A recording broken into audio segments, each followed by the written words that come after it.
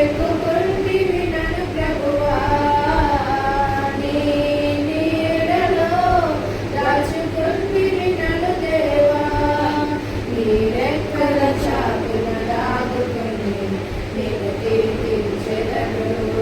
నేను చేసిన మేలను తలచుకొని ఇక జీవించెదను. నీ రెక్కల చాటున దాగుకొని నేను కీర్తించెదను. నీవు చేసిన మేలను తలచుకొని ఇక జీవించెదను.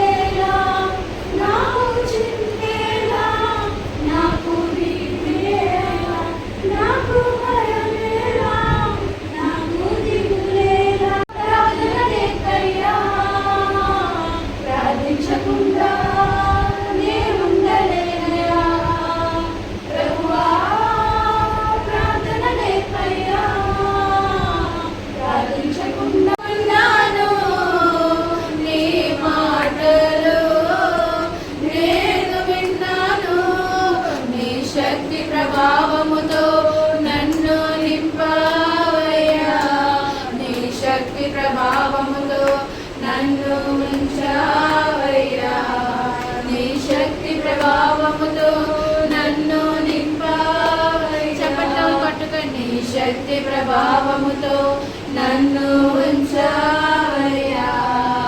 దయగల నా తండ్రి నీకే స్తోత్రమయ్యా, కృపగల నా యేసు నీకే స్తోత్రమయ్యా. పాపముల నుండి విడిపించెను యేసుని నామము, పాపముల నుండి విడిపించెను యేసుని నామము, నిత్య నరకాగ్నిలో నుండి రక్షించెను యేసుని నామము, నిత్య నరకాగ్నిలో నుండి రక్షించెను యేసుని నామము.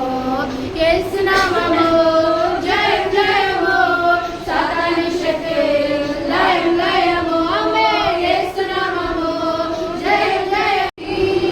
నా మరణ రోదన ఆలకించుము ప్రభు, మరల నన్ను నూతనముగా చిగురు వేయుని. నా మరణ రోదన ఆలకించుము ప్రభు, మరల నన్ను నూతనముగా చిగురు వేయుము. ఎన్నో సంవత్సరాలు నన్ను దాటిపో అడగండి తండ్రి, నాకు ఆయుష్షు ఆశలు కలనని వెంబడి అవును నైనా సాక్ష్యం ఏంటంటే దేవుడు 2025 అంతా అంతరాలో కాచి కాపాడారు. 2026లో కూడా అడుగు పెట్టించారంట. దేవుడి కృపే 2026లో 4వ నెల వరకు మేము వచ్చామంటే దేవుడి కృపే. ఇంకా చిన్న చిన్న ప్రాబ్లమ్స్ సమస్యలు ఉన్నాయి. ఇక్కడ వైజాగ్ ఈ యొక్క మరిపాల అనేది ఇక్కడ మరిపాలెంలో వాళ్ళకి అందరికీ తెలుసు.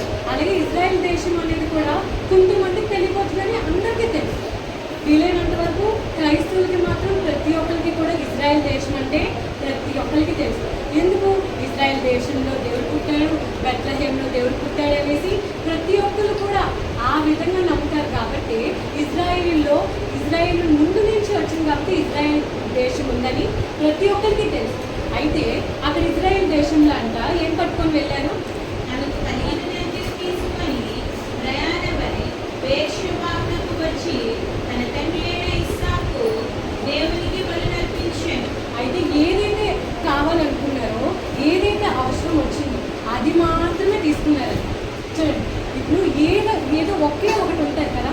మనం ఏదైనా చర్చకు వచ్చామనుకోండి, చర్చకు వచ్చేటప్పుడు మనం అందరూ అంటూ ఉంటారు, చర్చకు వచ్చేటప్పుడు ఈ మందిరం అంతా చాలా జాగ్రత్తగా చూసుకోవాలి.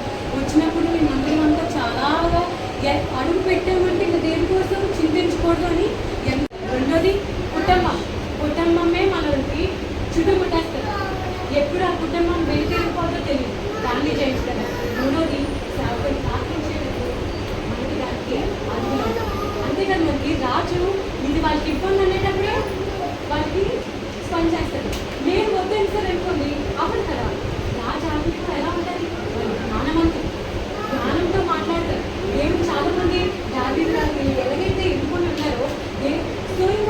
ఎవరైతే పరిపాలన చేస్తుంటారో న్యాయంగా చేస్తుంటారో